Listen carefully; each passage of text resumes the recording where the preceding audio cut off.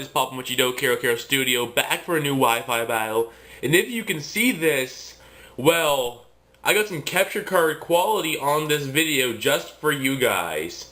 So that is amazing. I don't own a capture card, don't get me wrong, this is not my capture card or anything. I actually got a guy to record this battle for us today. And let me look up his channel, because I want to give this man a big shout out right away. So let me see, his channel is Mapizzafood. Mapizzafood. That's the man who recorded this battle for us. The link to his channel will be in the description, and let's go on the team preview. I'm bringing a brand spanking new team with a couple old friends. I brought Line back. I brought my Smeargle back because I love my Smeargle. Brought Trevenant. I never used my Trevenant at the beginning of X and Y. My Zapdos, my bulky Zapdos. My Aegislash. I just trained up 2 Aegislashes. Can you guess which one this one is? Brought my Excadrill out just because this team is centered around Mega Pinsir. And I don't want any Stealth Rush being up, so I have my Spin Blocker with Trevenant and Aegislash, and I also have my Rapid Spinner with Excadrill. So basically I want to get the Sticky Web up, and then I can just sweep with Mega Pinsir and Aegislash and the rest of the friends. My opponent is bringing a very nice 5th Gen OU team yeah, it's a really big 5th Gen OU team. Like, it's Darmanitan, Metagross, Porygon2, Weezing, Keldeo, and Celebi. It looks like a pretty nice 5th Gen OU team. 6th Gen OU? Not so much. It looks like more like a 6th Gen UU team. But this is an OU match, so we're bringing some OU pokes. Let's see how we do with this capture card quality video. I hope you guys enjoy. Like, comment, and subscribe. Peace. Okay, and now starting off the battle against Julian, and we're not talking about Julian Lowell. This is a completely different Julian. So yeah, starting off the battle against this other Julian, he is going to be leading off with the one and only Onion Head, the Celebi, and I'm going to be leading off with Lime. And I know I can't Spore because he's a Grass type, so I'm just going to lead off with Sticky Web, and I am faster. So that is definitely a bulky Celebi.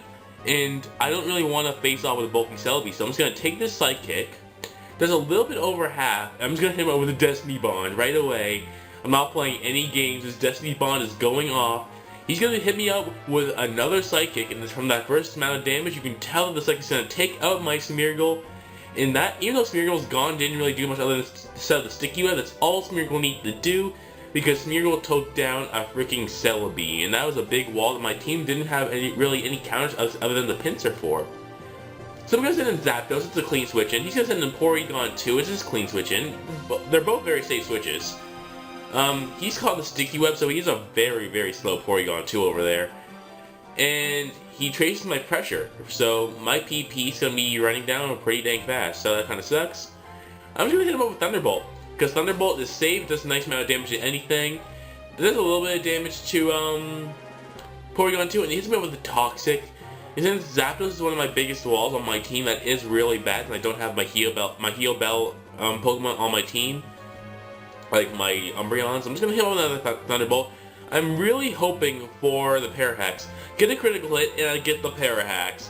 I was really hoping for the Parahax, and I got a critical hit with it, so that's amazing. It doesn't matter too much though, because he can always recover off, and he does an Ice Beam, and does a nice amount of damage.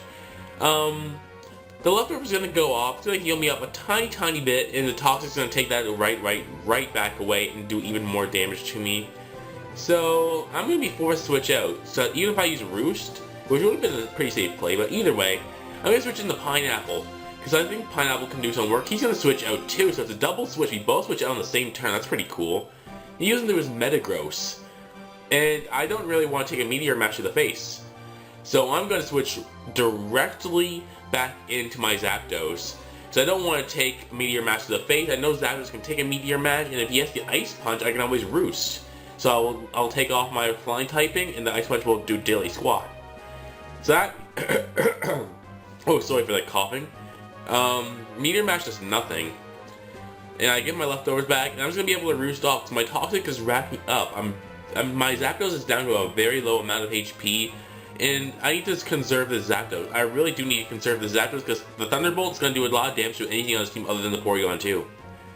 So yeah, Zapdos is something that needs to be preserved. I even have the Heat Wave for Metagross, so I definitely need to preserve Zapdos, plus it's one of my biggest walls. So I was going to hit him up with the Roost on this turn, because the Roost is really going to help me out in the long run. Because Zapdos needs as much HP as Zapdos can get.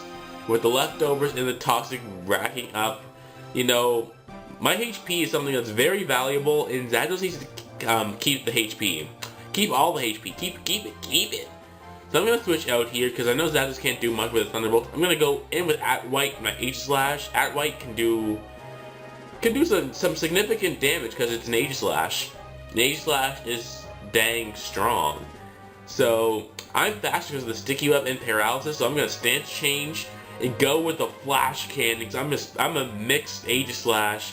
Flash Cannon does a crap ton to this Porygon2, and the special defense falls. Well, a crap ton because it's holding Eviolite, but you know, without the Eviolite, that would have done so much damage.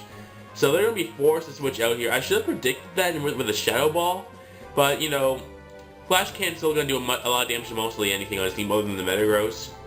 But you just switch into the Metagross, which kind of sucks because the Flash Cannon's going to go off. Does still a significant chunk to the Metagross, gets a critical hit. And I'm just going to stance change here.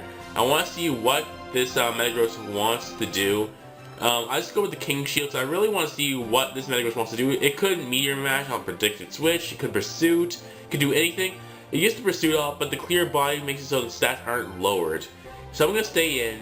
It's going to use Pursuit on my Aegislash, which does absolutely nothing. And I am Weakness Policy Aegislash.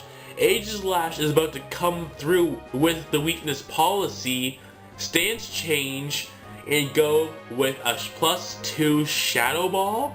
That's a dead Metagross. Mark that Metagross with the red X right next. That's a dead Metagross. Much. So now Metagross is gone. Like nothing. Metagross isn't a problem anymore. Keldeo comes out, and I don't know what Keldeo wants to do. I know that even with the Sticky Web, my Aegislash is going to be slower, so I'm running the Quiet Nature. So I'm going to Shield Form again, go with the King Shield, hoping that it uses Secret Sword on a Predicted Switch. But the Keldeo goes with the Safe Surf. Safe Surf. So that's... The person's playing smart. Julian is playing smart right now. I go in with my Trevenant, because I know I can take a serve. I'm pretty sure he choice Scarf to Specs. But he switches up and goes with the Hidden Power Ice on the Predicted Switch. And my Trevenant is too slow even with the Sticky Web. And I'm definitely not taking 2 Hidden Power Ices. So unfortunately my Trevenant didn't get to do anything this match. And that really sucks because Trevenant's such a cool Pokemon.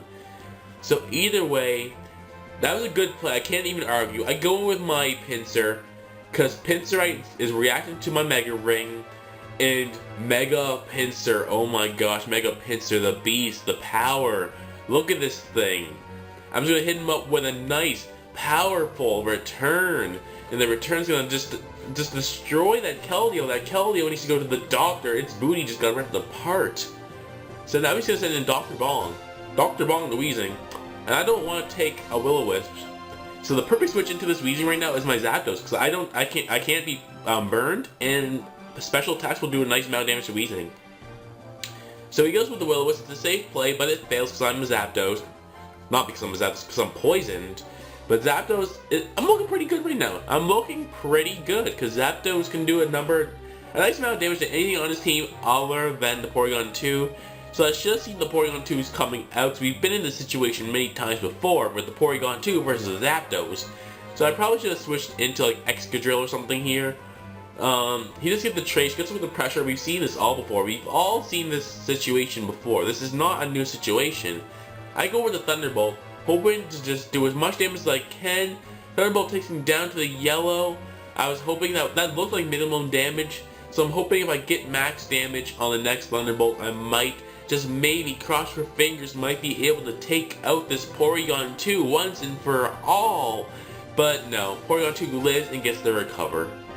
So this Porygon2 is a threat, because on this specific team I have no fighting type moves, and my Smeargle already Destiny Bond and took down the Celebi, so this Porygon2 was a threat. Even after getting paralyzed, this Porygon2 was a huge threat to my team. I'm going to be forced to switch out because that toxic damage is racking up to too fast. Gonna switch into my Pinsir. It seems like a bad play because the Thunderbolt is obvious, but you know, nothing else wants to take a Thunderbolt. So Pinsir's going to be able to hit him up with a full happiness return, take that Porygon2 down to the red, and the Porygon2 is going to be able to take out my Pinsir from this range. But you know what? Because Pinsir did so much work with that Porygon2, I can bring in my Zapdos. The power. This is the reason why I say Zapdos. Zapdos is a threat. Because he's so low on HP, this other Thunderbolt is definitely going to be able to take out this Porygon2. We had no reason to switch out because literally anything on my team would have been faster and anything on my team would have been able to take out that Porygon2 from the low amount of HP it was at. So he made a good play by sacking it off.